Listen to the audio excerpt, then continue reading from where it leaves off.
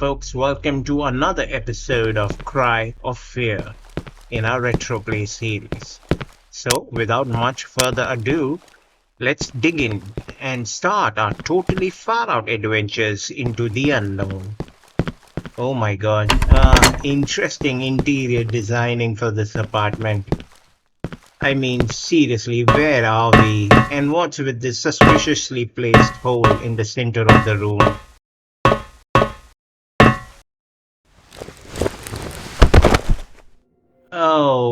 Okay, that doesn't seem inviting enough. Where are we? I mean, this is some very interesting architecture out here. Oh boy. Despite the fact that the process of tremendous anxiety, he insists on returning. He insists for therapeutic reasons. This sounds like a doctor's notes, a psychologist, perhaps a psychiatrist. And became extremely angry when I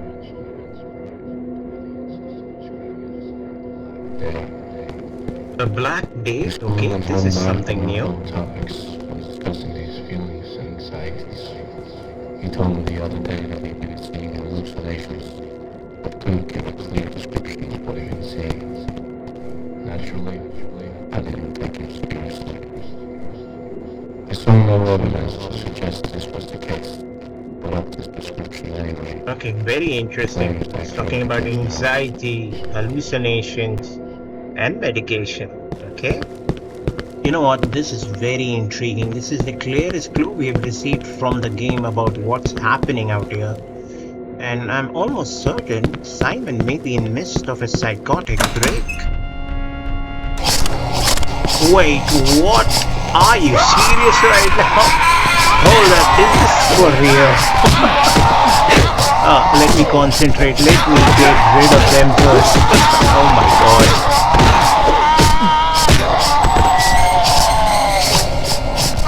Come on, what the hell is happening out here?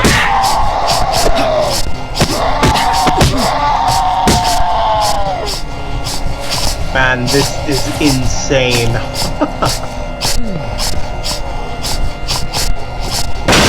Holy crap. Time to run now. Oh man, this is intense. I'm pretty sure none of this is real. I wonder if any of it is real. I mean, I thought Simon could be in a coma, after the initial accident which we saw in the first scene of the game, but clearly there's something more to it now.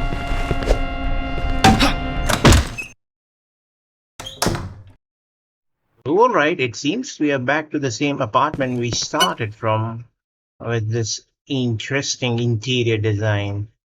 I have a feeling maybe all of this could be a figment of our imagination. I mean, this is the clearest clues the game is giving you that maybe what you're seeing may not be true. Means we have already seen a lot of things which feel out of the ordinary, but God only knows what's going on here. I have a feeling maybe Simon is an unreliable narrator as of now. Because initially I thought maybe Simon was in a coma after the car accident, and all of this was his brain's way of dealing with the trauma.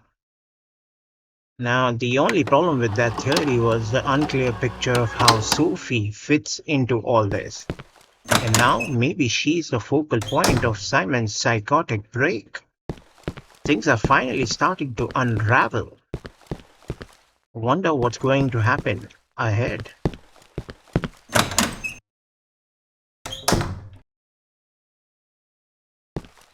What's with the black day and what's with this apartment? Is this where things started? Is this Simon's apartment? Okay, means a lot of questions and a lot of theories running in my mind, but no clear answers. Perhaps let's move forward and search for answers.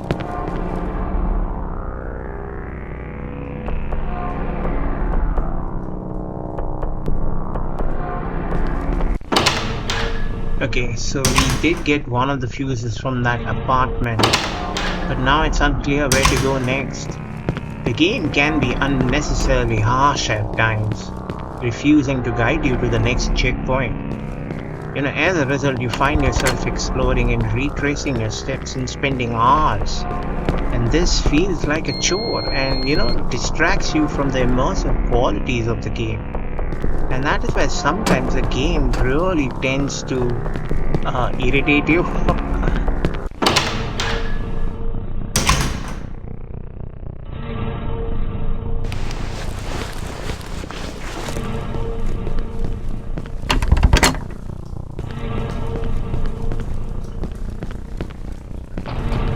Oh, what the hell was that?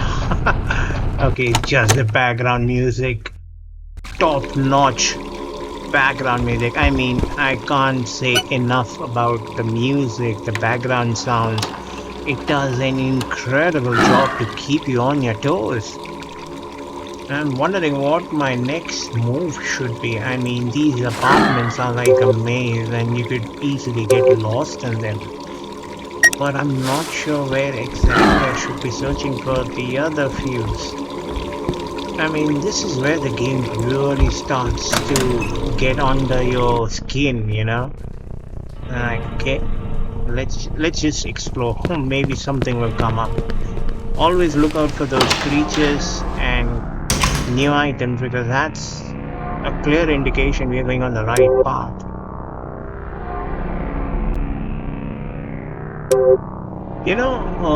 It's very interesting. I just noticed something, and I'm not sure if this applies to everyone playing Cry of Fear, but the spook factor and the creepy factor are starting to fade for me. The constant bombardment of spooky and creepy elements might have made me, say, immune to the initial fear I felt. The impact isn't as strong as it was initially. Don't get me wrong, I'm still getting startled and spooked now and then, but it's becoming easier to handle.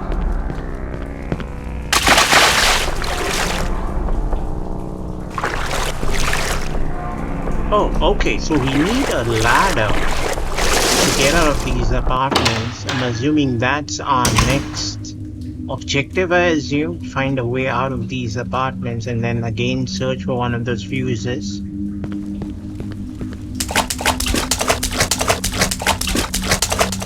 You know what? I really hope I'm going in the right direction because I'm really tired of roundabouts. Oh boy.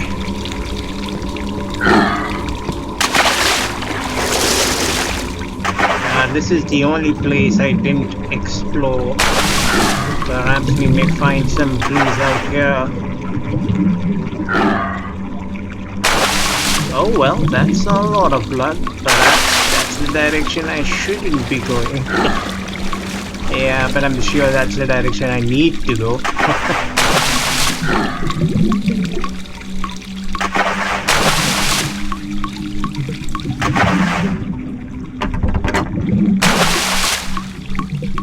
Yep, follow the blood trail.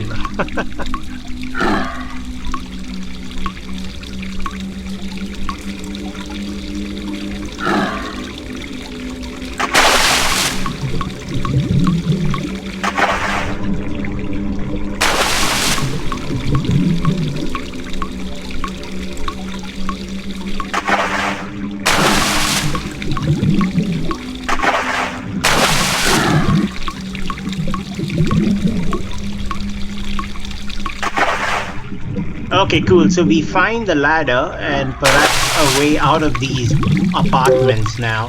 Yeah, I'm not a fan of these apartments. It's one of the most claustrophobic and spookiest places within the city. I'm glad it's in the rear view mirror now. Oh, yeah, but we still need to find a way out of this place. Boy, what do I sacrifice for this ladder?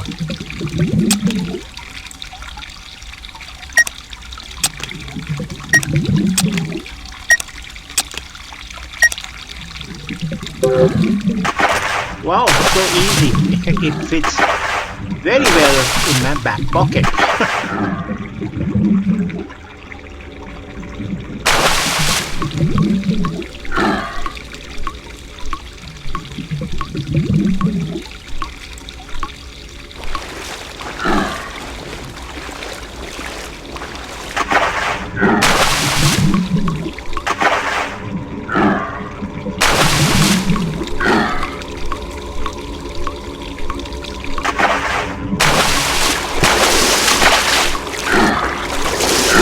wonder what type of psychosis Simon is facing.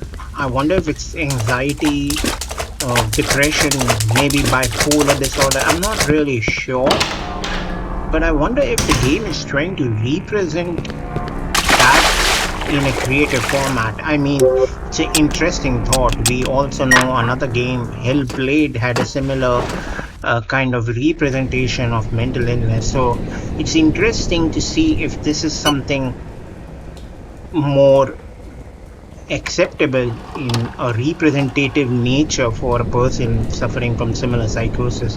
I'm not sure. I mean, it's all pure guesswork right now because obviously there are hallucinations involved. There is a certain sense of dread involved. I'm not sure what's going on, but it's an interesting thought, isn't it? I wonder how many elements the developers use to represent this psychosis. I mean, for me, the sound design has made me very uncomfortable. You know, the industrial music with those sound beats, fast sound beats, which kind of, amp up your heart rate. Yeah, that's been uncomfortable. And I wonder what type of psychosis that kind of represents. I'm not sure. Means again, all guesswork, and none of it is actually means anything. But hey, it's interesting, isn't it?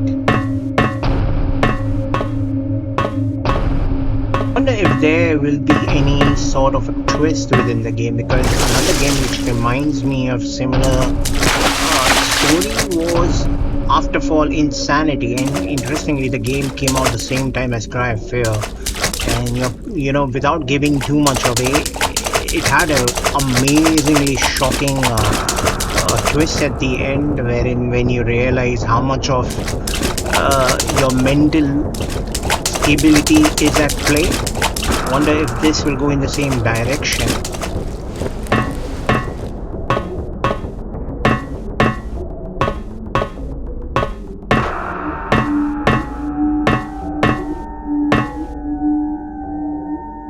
Oh boy, I'm just going around in circles. Where do I go next? I'm like completely lost.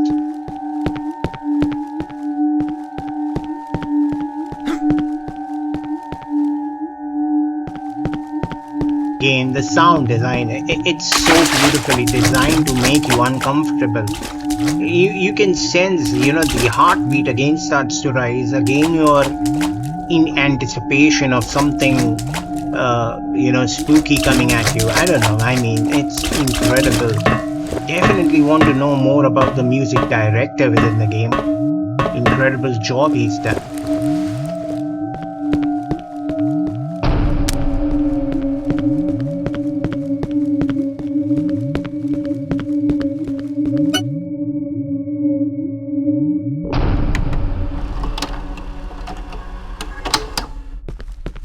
Oh man, I really hope I'm going in the right direction, because this is going in blind, and this is the time you really wish the game could give you some hints, some clues, maybe some navigation plot points. I mean, come on, this is so nerve-wracking.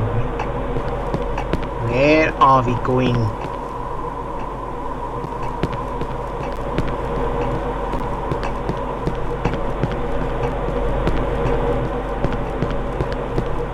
And perhaps one of maybe the dumbest thing I've done with this game is to play it over a period of few months. I mean, I've been playing this game for quite some time now, and I've not been regular at it, once a week maybe. And that is why I keep forgetting what I did last time, and then again you're tracing your steps and trying to make sense of things. The best way to play this game is definitely binge play it in one single go. Right now I'm thinking of, going back to the subway station and review things from there. I mean, I am lost as of now.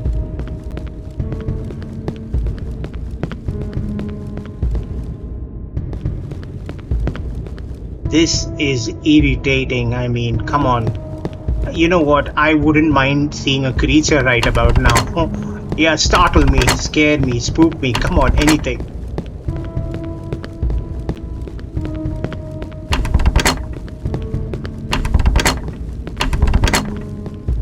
Like, I'm wondering if this game visually could hold its own against the new batch of games out now. Especially in the world today where everything is going old school, a lot of games using the VHS styles of graphics, many using old school graphics to make it more immersive in nature. So maybe it could hold against indie games. Now, obviously, we have games like Cyberpunk and all those ultra realistic games which are coming out now, which probably would outdo Cry of Fear. But it's an interesting thought. Will this game, about 12 years, almost in 2024 now, could stand the test of time? I mean, for me, the game is still spooking me and scaring me. Especially the atmosphere and the environment design, it holds up for me. The creature design perhaps maybe a little dated, but I still find them creepy as hell. So for me, this game could had easily released in the 2020s. Who knows? I mean, I am so impressed by Cry of Fear. The longevity it has, it's incredible. I think so. Finding our way back to the subway station will be the key for us to somehow crack the code out here. I have a feeling that maybe I'm on the right track.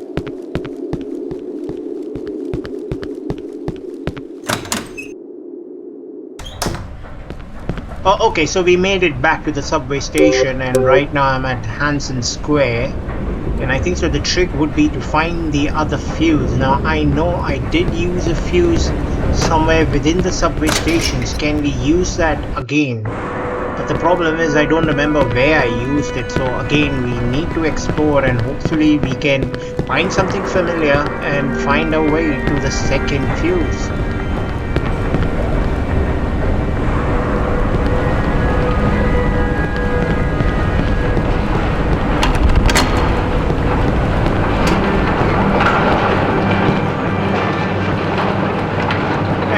Quite some time I haven't seen any creature or ghoul of the night, and I'm wondering whether the decisions I've made so far are good enough. In any case, this is going to be another search and explore kind of an episode. Yeah, I mean, the only real big flaw with the game is the to and fro within the same areas in Cry of Fear. I mean, that can be so irritating, and I've mentioned this multiple times now. But hey, let's just hope we can find something.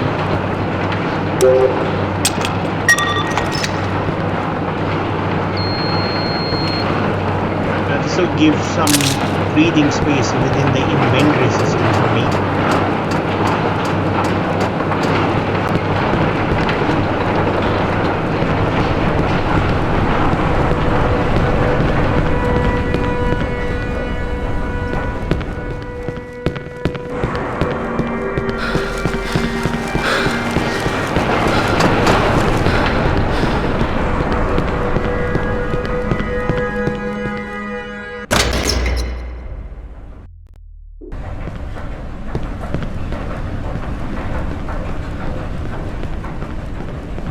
Great, absolutely brilliant, running around in circles. Another challenge to tackle. Just what I need to spice up my day. Or spook up my day. Okay, where next? I have not really explored this place, have I? I don't have much of a choice right now. Whoa, whoa, whoa, what the hell is that? I thought I was playing Cry of Fear, but it looks like Attack on Titan.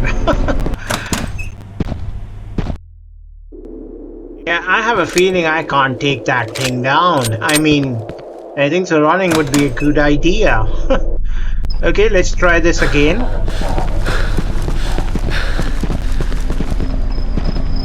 Oh crap, more of them.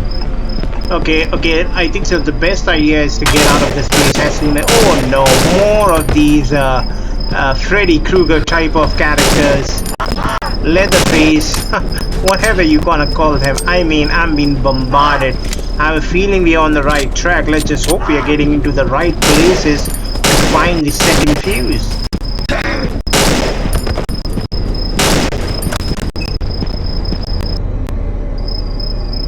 Oh no, these are these creepy bugs. We spent hours digging holes to find keys. Oh my god, not this again. You know, every time we revisit these levels in the game, it feels like the developers are pulling off a stealthy move by recycling the same design. You know, it's a bit tedious, but somehow it transforms this seemingly small indie city into this gigantic open world sandbox made for these AAA titles. I mean, come on. Oh, just shut up. Give it a break.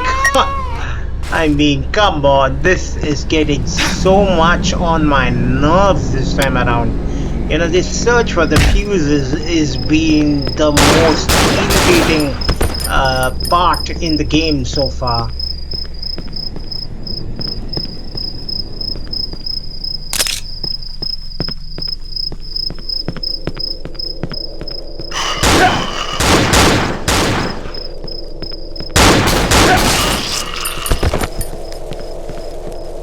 You know, because of the tedious nature of this level design, the spook factor is completely fading away. I mean, I am no longer interested in soaking up the atmosphere or even appreciate the perfectly placed creature jump scares or spooks. I mean, enough of that nonsense. I just want to get the second fuse and be over with this part of the game. And you know, this immersive nature of the game is being lost due to the tedious nature of the game. I mean, there should have been a good balance there. Means this is just getting unnecessarily stretched as of now.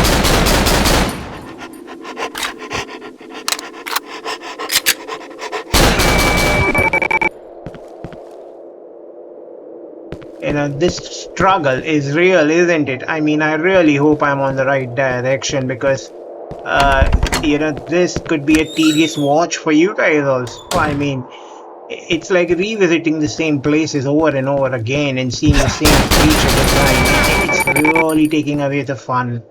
I really hope there is more to the game now. I mean, there were some interesting level designs when we were probably hallucinating. I'm not really sure, but let's just hope we're going in the right direction now.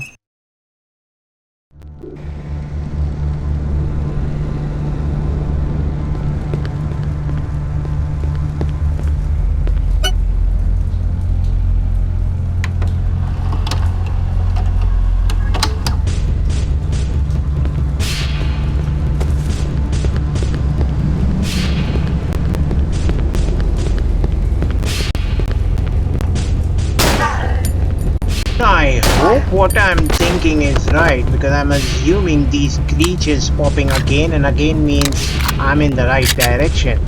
Now, if this turns out to be some sort of a red herring, oh boy, we are in trouble.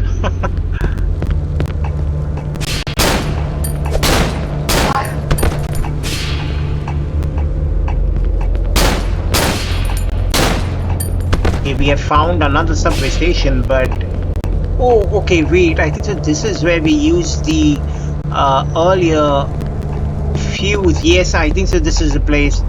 Let's just go and check it out first.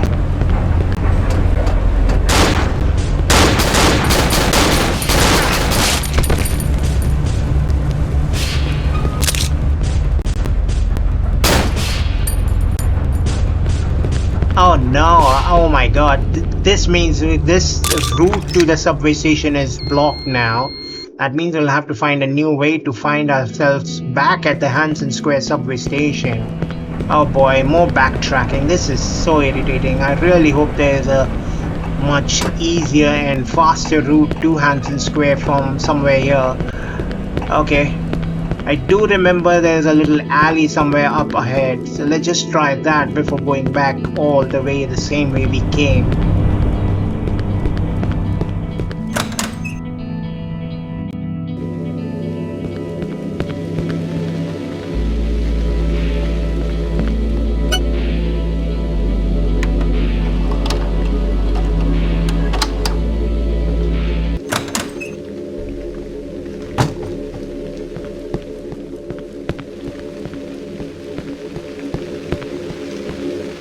do remember this place had that chainsaw man, and that's something which we can't defeat, or at least haven't been able to defeat. So let's just hope we don't come up against them again.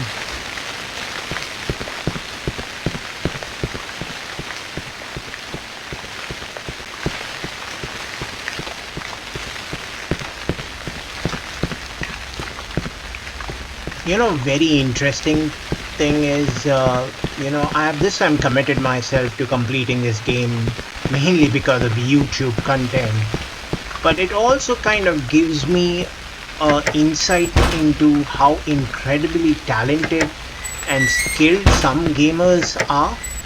I mean, there are speedrunners who have already finished this game in some 50 minutes or something, while others have mastered this game in the highest difficulty level, unlike me, who always goes for the easy way out. It's truly inspiring to see these exceptional hand-eye coordination and dedication these gamers bring to their craft, almost making gaming into an art form. I mean, no wonder esports is on our rise, and it's great fun to see these teams and these players really showing their greatest strengths and skills.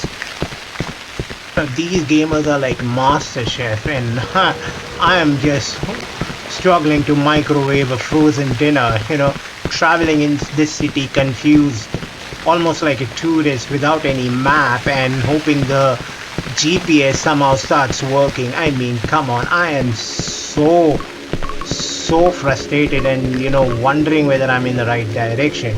Usually, luckily, I do end up in the right place, but hey, luck's always going to turn sometimes in the wrong direction, isn't it? And let's just hope we are on the right direction. I'm starting to babble now. Oh boy, it's clear our luck has ran out, and this isn't the route to the subway station. I guess we'll have to backtrack to the same route we came from before grabbing the second fuse. Okay, let's double time it this time.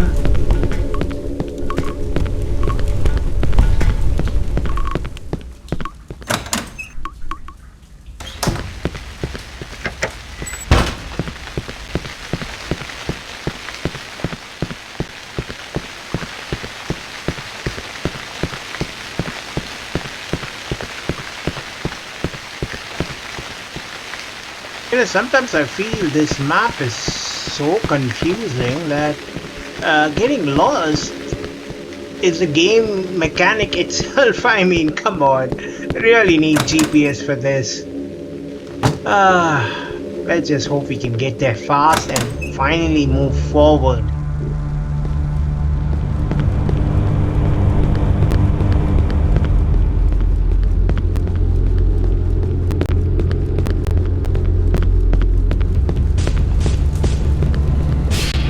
Honestly, if it wasn't for YouTube, I would have quit this game again. I mean, this is so frustrating and it's so tedious. And you know what? I'm wondering how many YouTubers might have thought the same way, give up, but just stuck around because of the content. I mean, shout out to the YouTubers who have turned I quit into I persist for the sake of content. It's like entertainment gold, isn't it? Look, the game is incredibly brilliant. I mean, it has some great scares, great atmosphere, unbelievable sound design, and the creature design. I know it's quite old and dated, but still gives you the spook because it's your collection of the favorite pop culture creatures. I mean, that is why the game also tends to suck you in, because you want to know what's going to happen to our boy Simon out here. But hey, I can only wish if we could get answers much faster.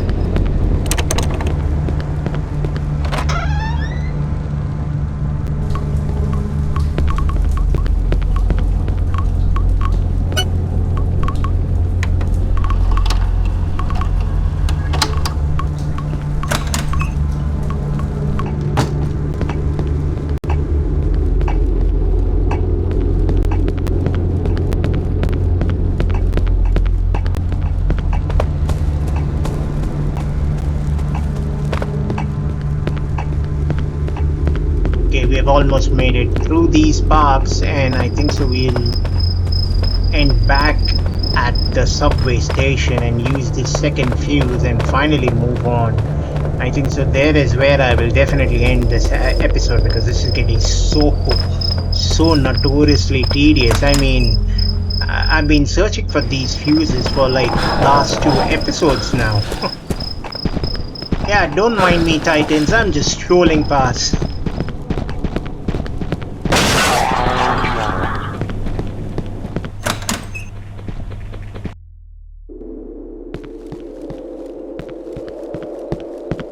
You know, the important thing right now is to ensure that I don't make any more mistakes, because now I'm pretty sure where I need to go and where the fuse goes.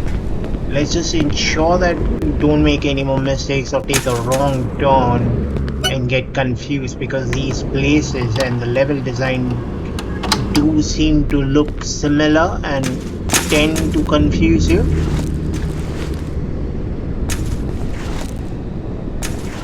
Oh, for God's sakes, I mean, I am so done with this. I hope you can really sense the frustration out here. Oh man, come on.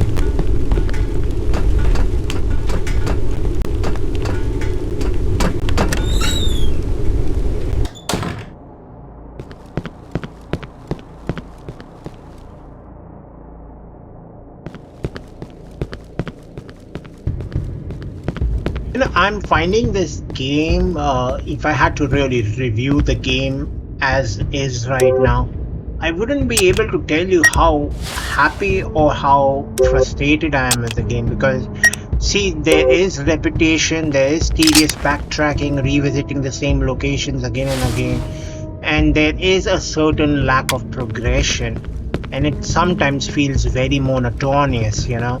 And there is definitely pacing issues. Sometimes I feel this game is unneededly stretched, but there is still this sense of exploration there, especially when you move and, you know, achieve your objective and move to the next level, and then, you know, something new occurs. And I'm hoping the game kind of again finds its own pace and does the right thing. But right now I'm sitting in the on the fence right now, and I hope there is more to the game than just finding fuse and later on finding that maybe Simon is in a coma or something. There is more to the story, more to the atmosphere, and more to these creatures later on.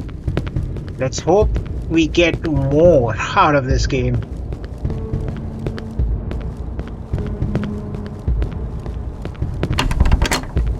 All these white walls is starting to give me a brain freeze. I'm starting to lose the plot now. I'm like, what's going on? Where am I going? What's happening? This game is really starting to annoy me. Perhaps this particular portion of the game is the most frustrating thing on planet Earth right now. These fuses are definitely gonna fuse me out. Where do I go next?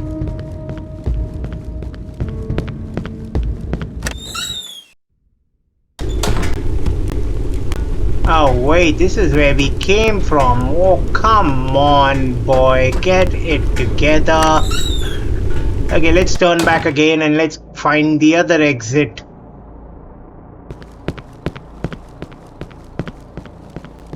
Oh man, I think so I've lost it. This section of the game has become so frustrating that my mind has gone completely blank. I can only see one thing: game over screen. I mean, I'm done with this. All I see is a fog of irritation.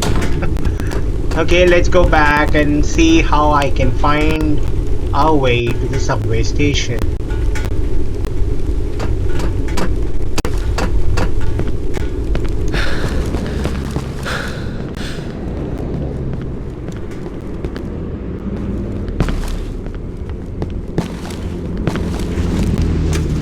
You know what, I'm pretty sure a few viewers have already spotted my epic fails and currently yelling at the screen like, what the heck is this noob doing?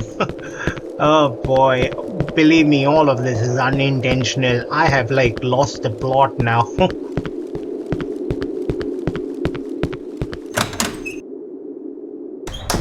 Oh, finally, a sight so glorious it's like finding a four-leaf clover. Finally, the subway station.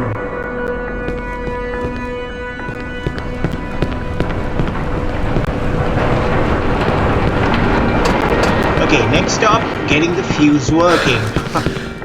The word fuse should be banned from all gaming vocabulary forever.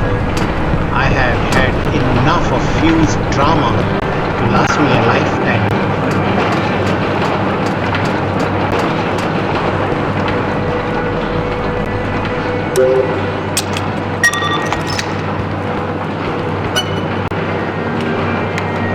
Thank the stars, the fuse saga has officially concluded. And now, my friends, we venture deeper in this labyrinth of cry of fear. Buckle up, for this is not farewell but merely until next time. This is Fragabee signing off.